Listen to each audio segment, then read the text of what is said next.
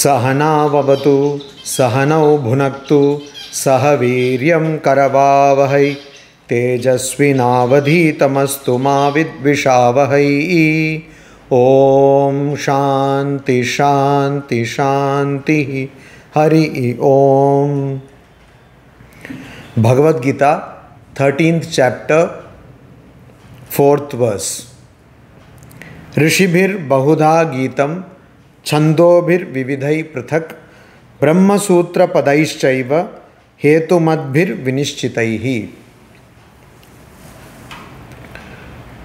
ऋषिभिः, by the rishis, vividaihi, various, chandobhihi, in meters, prithak, separately, distinctively, bahudha, in many ways, geetam, has been sung, vinishchitaihi, convincing, hetumadbihi, full of reasoning, brahma sutra padaihi, in padaihi, phrases or words representing or signifying Brahman. So Brahma Sutra, Sutra aphorisms, aphorisms and words, cha and eva also. So Sri Krishna is telling Arjuna that this truth about the knower of the field and the field, about the kshetra, the field, and kshetrajna, the knower of the field, has been told in various ways, various different ways, so that different people could understand that by rishis in different meters. They have geetam, they have sung this, and vinishchitaihi, in a convincing manner, and hetumadbihi, full of reasoning, full of logic, in Brahma Sutra Padaihi, in aphorisms and words signifying Brahman, representing Brahman, explicating Brahman. People who have realized the ultimate truth, people who have realized God, people who have realized Brahman, people who have realized the field and the knower of the field, they are quite eager, or they want to share this knowledge with the rest of the world. People who are suffering in ignorance, bound in ignorance, they want to share. So these kinds of people, this class of people are prophets. Sri Ramakrishna says that some people, they keep the ego of knowledge and they stay back after they get knowledge of Brahman or Atman to preach this knowledge, teach this knowledge to the rest of the world. So such people, they have sung this rishi. Rishi means, earlier also we have seen many times, Sayana Charya in his Bhashya says, Rishayaha mantra drashtaraha. Rishis are the seers of mantras, and that is what is told by Swami Vivekananda. So rishis, they sing this, they have sung this truth in many ways so that different people can understand this. And they have told this in passages which talk about Brahman. And these passages are full of reasoning and full of conviction. So if someone studies these passages or hears these chants, then that person is convinced that there is the ultimate reality, Brahman. There is the ultimate reality, God. And that person is inspired to know this ultimate reality, because knowing this ultimate reality will give rise to atyantika dukkha nivritti, will give rise to complete cessation of all kinds of miseries or suffering. And so Brahma Sutra Padaischaiva, not only in passages which are talking about Brahman in the Upanishads, in the Vedas, also in Brahma Sutra. Brahma Sutra, that is the one of the prasthanas of Prasthana Trayi, one of the sections of Sanatana Dharma, The first one is Shruti Prasthana, that is the Upanishads in the Vedas. Then the second one is Smriti Prasthana, that is in the Mahabharata, the Bhagavad Gita. And the third one is the Nyaya Prasthana, that which takes into account logic or rationale, reason, to rationality, to prove that Brahman is the only reality.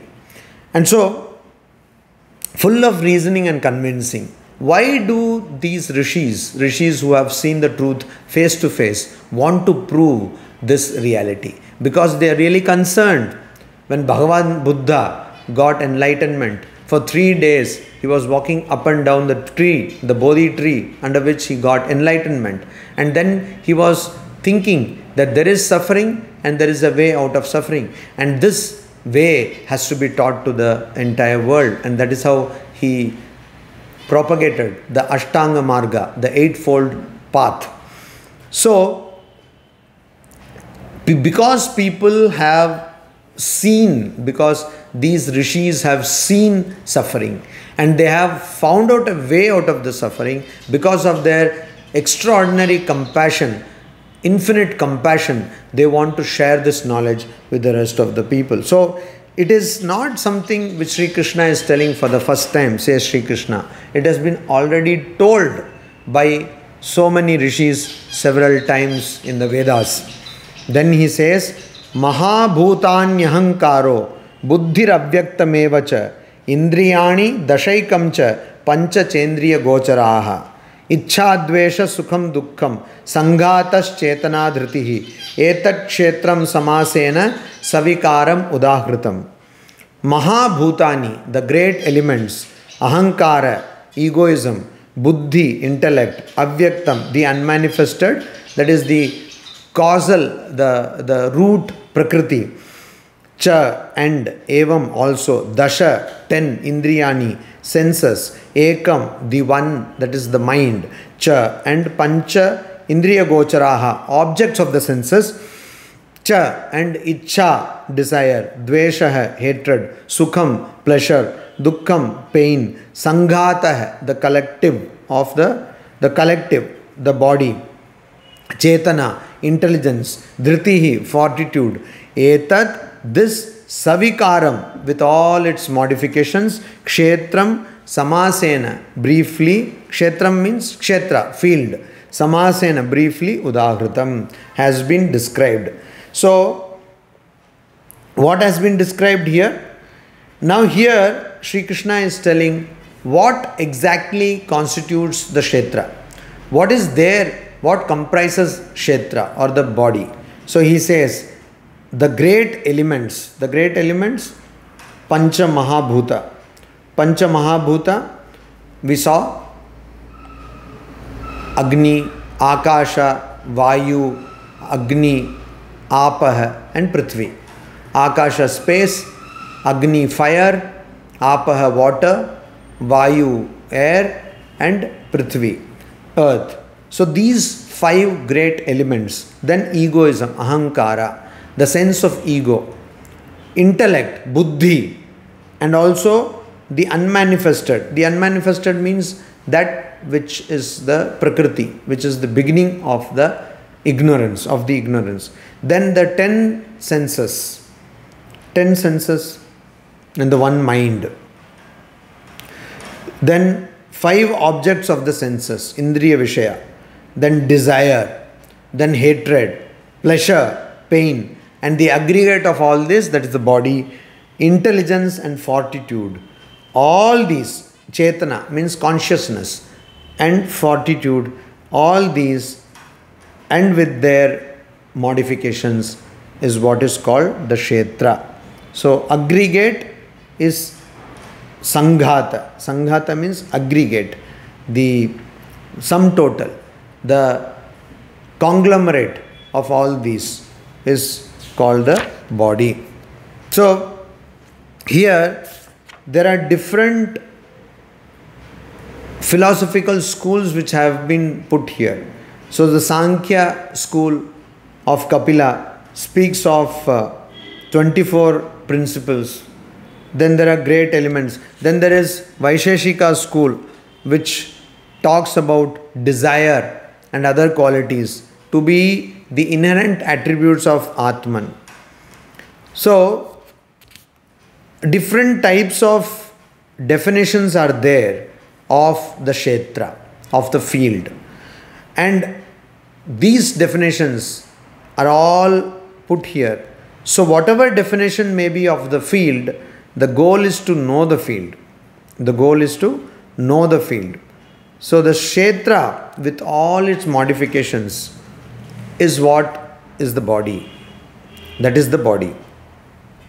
And so, those modifications can be defined or considered as the great elements, that is Pancha Mahabhuta, 5 great elements, and to fortitude. So, fortitude is a